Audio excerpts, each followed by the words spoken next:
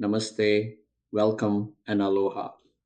Welcome to the verse titled Cutting the Knot of Karma Liberation Through Meditation. We've learned about the highest dharma, unmotivated, uninterrupted devotion that produces complete satisfaction.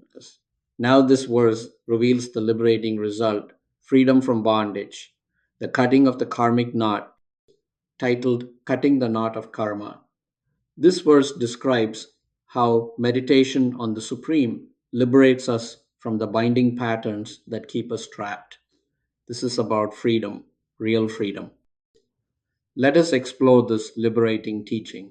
First, the verse in its original Sanskrit. Yadanudhyasina yuktaha karmagranthi nibandhanam chindanti kovidastasya ko na kuryat katharatim. These words describe liberation from bondage through meditation. Let us understand what they reveal. Now let us go through the raw form of English translation of the verse. The translation. Intelligent souls, by meditating upon Him, are able to sever the tight knot of material bondage karma. Therefore, who would fail to develop a deep attachment and appreciation for hearing the narrations concerning Him? This describes both liberation and its method.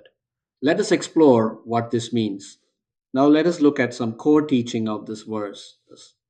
This verse describes the liberating power of meditation on the Supreme. Let us understand the key elements. First, Yadanudyasina Yukta, those who are engaged in constant meditation upon Him. Yad Anudyasina, by meditating upon whom, by constant contemplation of whom. Yukta, those who are engaged, those who are connected, those who are absorbed. This is not casual thinking. This is anudyasana, constant meditation, continuous contemplation, sustained focus. Second, karma granti nibandhanam, the tight knot of karmic bondage. Karma granti, the knot of karma. Granti means knot, a tight binding. Nibandhanam, bondage, binding, that which ties us down. This is a powerful metaphor. Karma is like a knot complex, tight binding. It keeps us trapped in reactive patterns, in cycles of action and reaction. Third, Chindanti Kovida, the intelligent ones, cut it.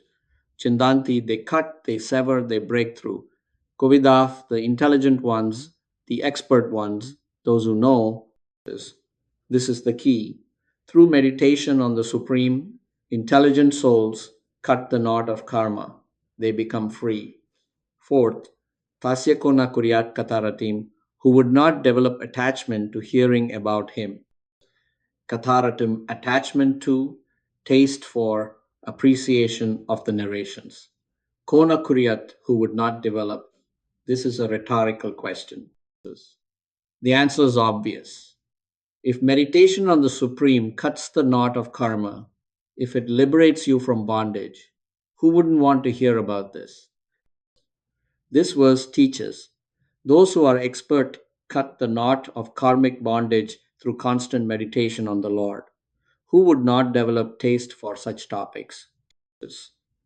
The karmic knot is our reactive patterns, our conditioning, our habitual responses. We are bound by past actions, past conditioning, past karma.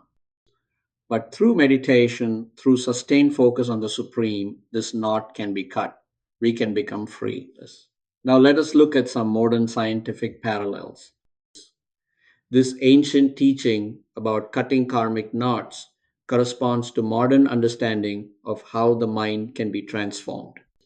First, consider habit formation and neural pathways. Neuroscience shows that habits, patterns of behavior are encoded in neural pathways. The more you repeat a pattern, the stronger the pathway becomes. This is the karma granthi, the karmic knot. Repeated patterns become deeply ingrained, automatic, binding. But here's the liberating truth. Consistent practice can rewire these pathways. New patterns can replace old ones. This is Chindanti cutting the knot. Through consistent meditation, You can rewire your brain. Second, consider neuroplasticity, the brain's ability to reorganize itself. For decades, scientists believed the adult brain was fixed, but research has proven mental states physically reshape brain structure. What you practice, you become. What you meditate on, you embody. This is not metaphor, this is neuroscience. Third, consider meditation research on reactivity. Studies on contemplative practices, meditation, mindfulness, devotional focus show consistent results, reduced reactivity, greater equanimity, freedom from automatic patterns. Long term meditators show measurable changes in brain structure, particularly in areas related to emotional regulation and self awareness. This is exactly what the verse describes. Through meditation, intelligent souls cut the knot of reactive patterns. Fourth, consider the compounding effect of small actions. Small actions, repeated consistently over time, produce dramatic results. This is true in finance, in fitness, in skill development, and in consciousness. Daily meditation might seem small, but over months and years, it transforms your entire being. It cuts the karmic knot. Let us now move on to some practical application as it relates to this verse. How do we apply this teaching in our daily lives? First, recognize that you are bound by patterns, the karmic knot. You have reactive patterns, habitual responses, automatic behaviors. These are not your true nature, these are conditioning. The good news, these patterns can be changed. The knot can be cut. Second, develop daily practices that cultivate desired mental states. This is anudyasina, constant meditation, sustained practice. Not occasional inspiration, not when you feel like it, but daily, consistent, sustained practice. Third, recognize that consistent small actions compound over time. You don't need to meditate for hours. You don't need dramatic transformation overnight. But 15 minutes daily, sustained over months and years, this rewires your brain. This cuts the karmic knot. Fourth, use meditation to reduce reactive patterns. Notice when you are reacting automatically. Notice when the karmic knot is pulling you into habitual patterns. In those moments, pause, breathe, return to meditation to focus on something greater than the reactive pattern. Fifth, focus your meditation on the supreme Yagdanudhyasana. Not just any meditation, not just relaxation, but meditation on something transcendent, something that connects you beyond your limited self.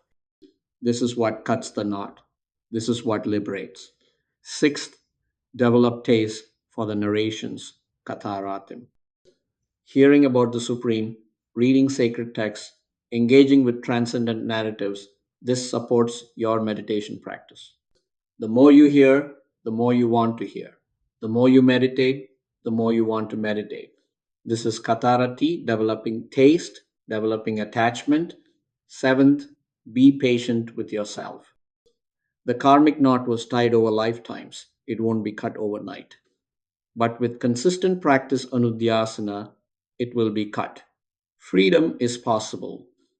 Now let us look at how this verse can help our young people. For young people, this verse offers a powerful insight about transformation. You're forming patterns right now. The habits you develop in your teens and 20s will shape your entire life. Here's the liberating truth. Like how daily practice makes you better at any skill, music, sports, coding, consistent contemplative practice literally rewires your brain for greater peace and clarity. This is not abstract spirituality. This is neuroscience. What you practice daily becomes who you are. If you practice reactivity, scrolling, distraction, anxiety, that becomes your default pattern. That becomes your karmic knot. But if you practice meditation, sustained focus on something greater, that rewires your brain, that cuts the knot before it gets too tight. Start now. Daily practice, even 15 minutes. This is an investment in your future freedom. Now, let us look at how this verse can help our older generation folks. For those with more life experience, this verse offers profound hope. You've lived with certain patterns for decades, reactive habits, automatic responses. The karmic knot feels very tight. Here's the liberating truth: decades of reactive patterns can be transformed through patient, consistent practice. It's never too late to develop new ways of being. Neuroplasticity doesn't stop at a certain age. Your brain can still reorganize, your patterns can still change. Yes, it takes patience. Yes, it takes consistency, but the knot can be cut. You have wisdom that younger people don't have. You understand the cost of reactive patterns.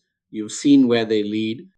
Use that wisdom. Commit to daily practice, meditation, contemplation, focus on the Supreme. The freedom you discover can inspire the next generation. You can show them transformation is always possible. In conclusion, we can say this verse of the Srimad Bhagavatam reveals the path to liberation. Through constant meditation on the Supreme, intelligent souls cut the tight knot of karmic bondage. This is not abstract philosophy, this is practical neuroscience. Consistent practice rewires the brain. Reactive patterns can be transformed. Develop daily meditation practice. Focus on something greater than your reactive patterns. Be patient and consistent. The karmic knot can be cut. Freedom is possible. Who would not develop taste for such liberating teachings? This verse is about liberation, freedom from the binding patterns that keep us trapped. The karmic knot is not an abstract concept. It's our reactive patterns, our conditioning, our habitual responses encoded in neural pathways. But the liberating truth is through consistent meditation practice, these patterns can be transformed. The brain can be rewired. The knot can be cut. This is validated by modern neuroscience, neuroplasticity, habit formation, meditation, research. Thank you, namaste, and mahalo for joining me in this exploration of this verse. Cutting the knot of karma, liberation through meditation. Now we will move on to next verse.